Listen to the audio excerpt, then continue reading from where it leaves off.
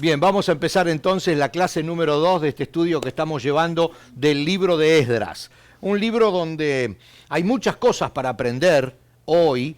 El Señor va a decirnos muchas cosas hoy también en esta clase interesantes para todos nosotros, pero es un libro que no se estudia demasiado porque como es un libro tan histórico, pero que a veces nos inclinamos más a otros libros, ¿no? Porque nos parece que tienen más contenido para nosotros hoy. Pero cuando uno se pone a investigar profundamente y a escuchar la voz de Dios a través de su palabra viva, uno descubre que en estas historias del Antiguo Testamento hay mucha enseñanza para nosotros. Lo que veníamos diciendo en la clase número 1, si alguno de los que nos está mirando a través del video no la vio, solamente tiene que ir a ver la clase número 1 y los mismos que están de los que estamos aquí.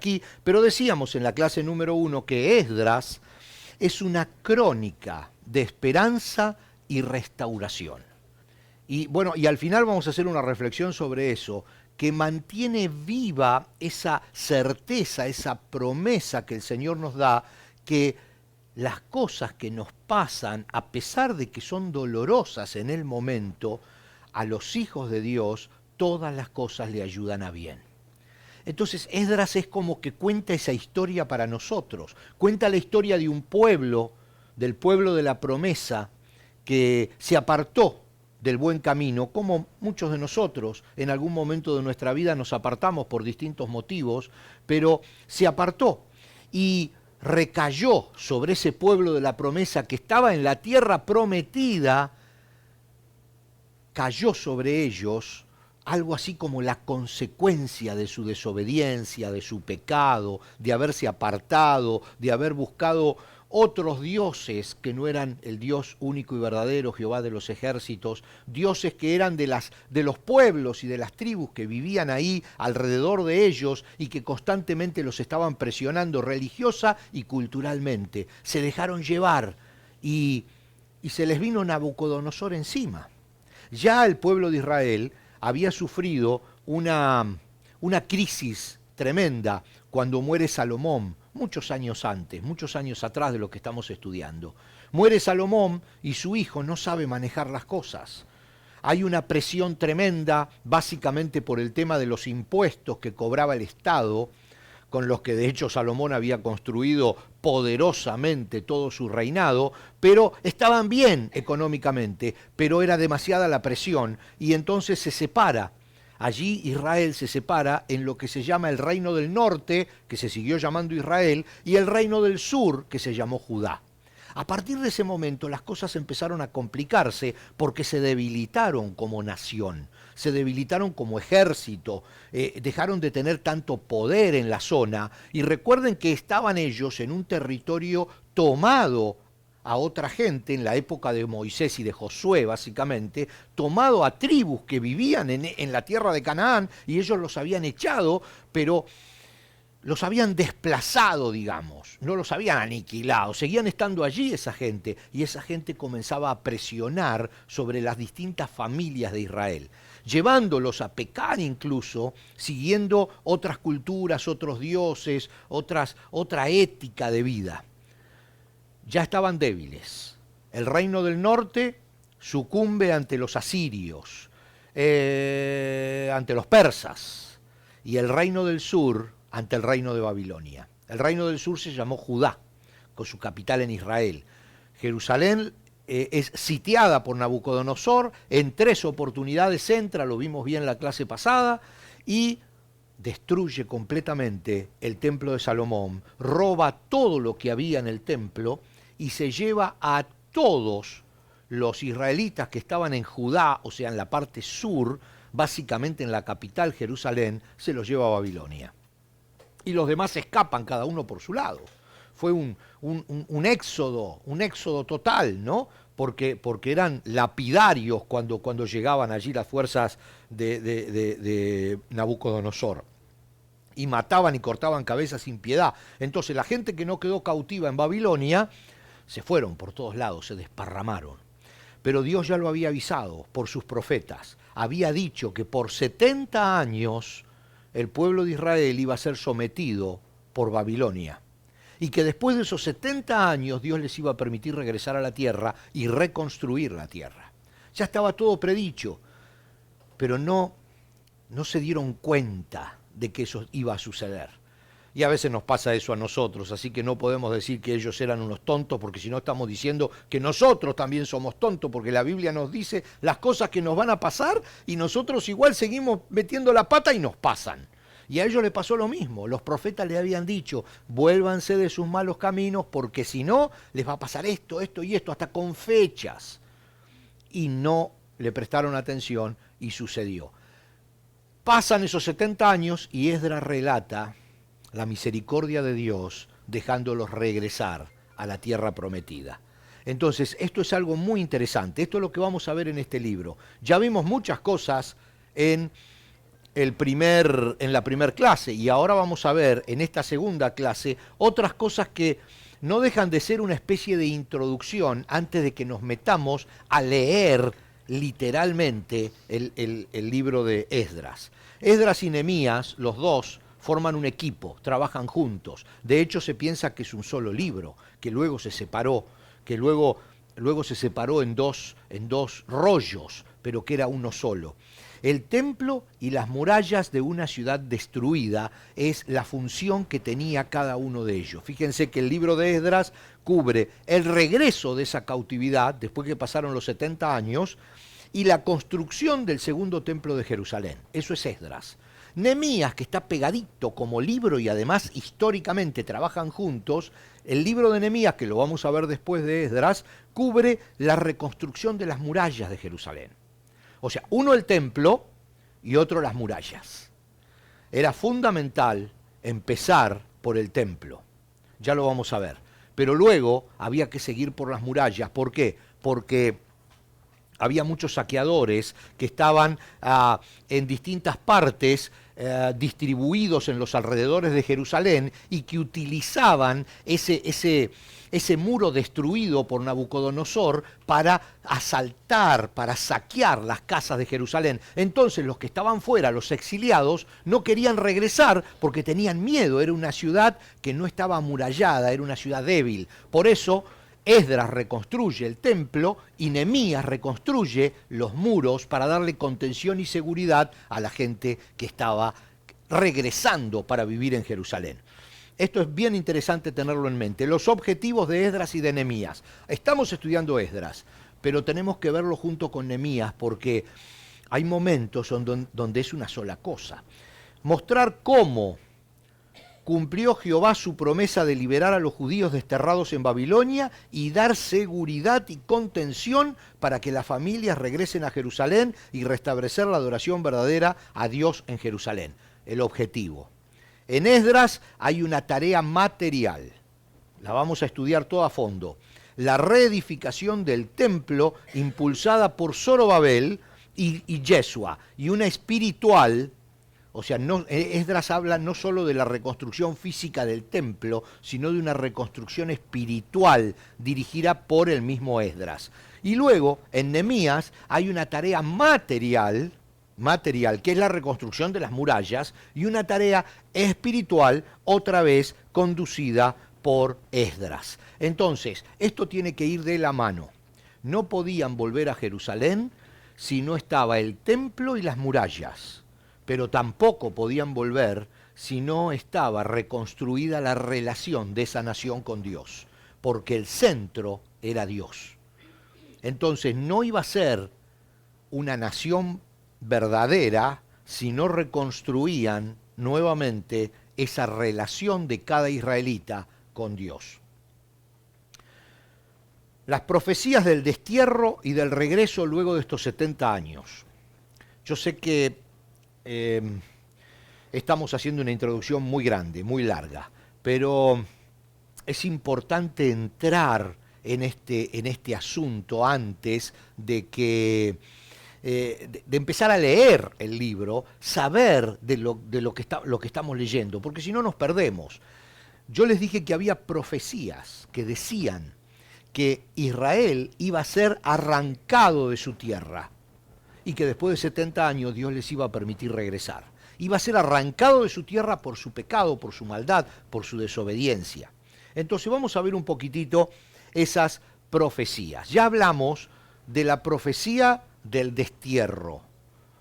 Lo vimos en la clase anterior. Ahora vamos a hablar un poquitito de la profecía de los 70 años. Explicamos en la clase pasada, y es importante que vean la primera clase, cómo empiezan a contar esos 70 años. Es interesante, no me quiero meter de nuevo en eso, así que vean la primera clase, pero estos 70 años, hay una profecía que dice cómo van a terminar estos 70 años del destierro. Fíjense que Jeremías, en el capítulo 29, versículo 10, dice, esto dice el Señor, ustedes permanecerán en Babilonia, escribe Jeremías, 70 años, pero luego vendré y cumpliré todas las cosas buenas que les prometí y los llevaré de regreso a casa. Qué lindo, esta frase de lo que dice el Señor, tiene mucha profundidad. De hecho, podríamos seguir hablando de ese concepto, ¿no? Del regreso a casa. También toqué ese tema en la clase anterior, cuando hablaba del hijo pródigo, ese concepto del regreso a casa, de cómo Dios se alegra cuando nosotros regresamos después de haber tenido un tiempito fuera de su presencia, que las puertas de la casa siempre están abiertas para nosotros. Ese es un concepto muy bueno. Dice, y los llevaré de regreso a casa. No se está refiriendo a la Jerusalén física, se está refiriendo a esa relación espiritual, a ese, también, por supuesto, a la Jerusalén física, pero se está refiriendo más a esa relación espiritual. Dice, Isaías también profetizó, no solo Jeremías. Isaías, que vivió 200 años antes de los acontecimientos que se están viviendo, o sea, ojo que estamos hablando que esto que les voy a leer pasó 200, Isaías lo profetiza 200 años antes de que suceda. Isaías 44:28 dice textual, cuando diga de Ciro, imagínense que Ciro no había nacido todavía, 200 años antes. El rey Ciro no había nacido ni el padre, quizás no había nacido el abuelo. Isaías ya estaba escribiendo con nombre, ya había puesto el nombre en la profecía. Cuando diga de Ciro, él es mi pastor, dice Dios, sin falta él hará lo que yo le digo. Y ahora les explico. Él ordenará reconstruyan Jerusalén, restauren el templo. Ciro es el rey que destruye a Nabucodonosor, que conquista Babilonia. Y Ciro, después de reconquistar Babilonia, se encuentra que Babilonia estaba llena de judíos. Y como todos dicen, ¿y ahora qué hacemos con los judíos? Y entonces, sin darse cuenta, Ciro sigue literalmente las palabras que 200 años antes Isaías había profetizado que él iba a decir. ¿Qué les dijo Ciro a los judíos que estaban allí en Jerusalén? En Babilonia. Le digo, muchachos, regresen a Jerusalén. ¿Qué están haciendo acá? Yo los ayudo. Váyanse y reconstruyan su ciudad. La ciudad que Nabucodonosor les destruyó, ahora yo les doy permiso que vuelvan a Canaán y que la reconstruyan. Dios estaba hablando a través de Ciro, que definitivamente no tenía una relación con Dios. Dios usa mucha gente, muchas circunstancias, muchas cosas para hablar con nosotros. Y eso es lo que está diciendo Isaías. Voy a levantar gente que no tiene nada que ver con el pueblo de Israel para que cumpla lo que yo he dicho, dice Dios. El decreto del rey Ciro. Vamos a leer el decreto. Está escrito en Esdras. Esdras capítulo 1, versículos 1 al 4. Y con esto vamos a terminar esta primera parte de esta segunda clase. Dice, en el primer año de Ciro, esto está escrito ya en el libro de Esdras. Estamos leyendo literalmente lo que dice el capítulo 1, los primeros 4 versículos. En el primer año de Ciro, rey de Persia, el Señor cumplió la profecía que había dado por medio de Jeremías. Movió el corazón de Ciro a poner por escrito el siguiente edicto e enviarlo a todo el reino. Esto dice Ciro, rey de Persia. Recordemos que Ciro, rey de Persia, había tomado el control de Babilonia, había atacado Babilonia, había tomado el control de Babilonia, había destruido a Nabucodonosor y ahora se había sentado en el trono de Nabucodonosor y entonces estaba dando este edicto para que los israelitas, que habían sido 70 años antes cautivizados, ahora vuelvan a su tierra. Y dice, el Señor Dios del cielo me ha dado todos los reinos de la tierra, dice Ciro. Me encargó construirle un templo en Jerusalén. Fíjense qué increíble. Él no era judío, no tenía una relación con Dios, no era israelita. Dice que está en Judá. Cualquiera que pertenezca a su pueblo puede ir a Jerusalén de Judá para reconstruir el templo del Señor Dios de Israel, quien vive en Jerusalén, y que su Dios esté con ustedes. Su Dios le dice que esté con ustedes. Váyanse, muchachos, váyanse. Y dice, en el lugar que se encuentre este remanente judío, dice Ciro, que sus vecinos lo ayuden. Es un edicto, es una ley que está escribiendo. Que sus vecinos lo ayuden con los gastos, dándoles plata y oro, provisiones para el viaje y animales, como también una ofrenda voluntaria para el templo de Dios en Jerusalén. Fíjense ustedes cómo un rey que no pertenecía al pueblo del Señor recibe una orden directa de Dios y escribe una ley diciendo no solo que le da la libertad al pueblo de Israel para que vuelva a Jerusalén a reconstruir el templo, sino le dice a sus propios coterráneos, a los persas y a la gente que estaba en Babilonia, les dice, y ustedes, sus vecinos, ayúdenlos. Denle plata, oro, porque ellos tienen que ir a reconstruir el templo de su Dios que fue destruido por Nabucodonosor. Dios utiliza a este rey persa para que a los 70 años exactos, el pueblo de Israel regrese a Jerusalén. En respuesta al decreto de liberación de Ciro, aproximadamente unos 50.000 judíos vuelven a Jerusalén comandados por el gobernador Zorobabel, o Sebasar, como hay distintas versiones que le ponen distintos nombres. Una vez allí, enseguida edifican un altar en el campamento y ofrecen sacrificios a Jehová. Ya lo vamos a ver. El primer sacrificio de regreso en la tierra prometida fue en el año 535 a.C. Los babilonios habían entrado por primera vez a Jerusalén en el 5º mes del año 607. Cuando Nabucodonosor se lleva prisionero a Daniel y a sus amigos. Eso fue en el año 607 antes de Cristo. Entra de nuevo el pueblo de Israel y hacen su primer sacrificio en el año 537, o sea, 70 años exactos después de esa primera invasión de Nabucodonosor. Seguimos avanzando.